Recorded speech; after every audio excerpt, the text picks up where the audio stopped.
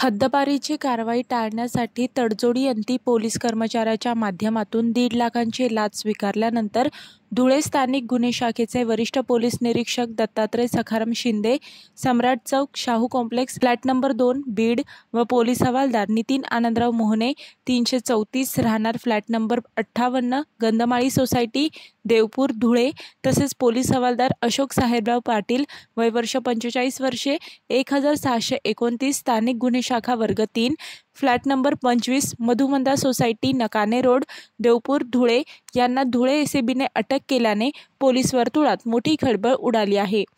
धुळे जिल्ह्याच्या इतिहासात गुन्हे शाखेच्या निरीक्षकांवर लाच प्रकरणात कारवाई झाल्याची ही पहिलीच घटना असल्याचं बोललं जात आहे।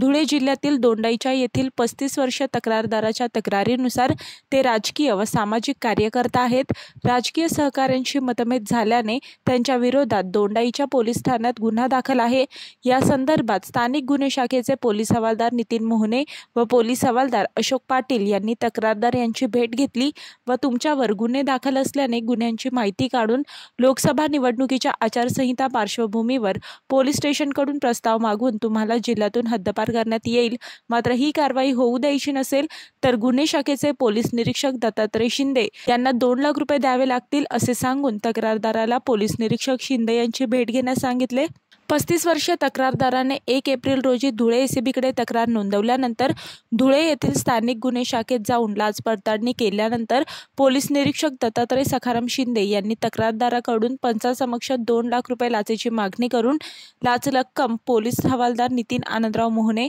व अशोक साहेबराव पाटील यांना देण्यास सांगितले। तक्रारदाराने दोन्ही कर्मचाऱ्यांशी संपर्क साधला असता त्यांनी तडजोडीअंती 1.5 लाखांची रक्कम स्वीकारण्याचे मान्य केले व सोमवारी संध्याकाळी दोंडाईच्या येथील धुळे रस्त्यालगत असलेल्या जैन मंदिरासमोरील मोकळ्या जागेत लाचेची रक्कम स्वीकारताच त्यांना अटक करण्यात आली। पोलीस निरीक्षकांच्या सांगण्यावरून लाच स्वीकारण्यात आल्याचे एसीबीच्या चौकशीत निष्पन्न झाल्यानंतर रात्री उशिरा पोलीस निरीक्षक शिंदे यांना अटक करण्यात आली।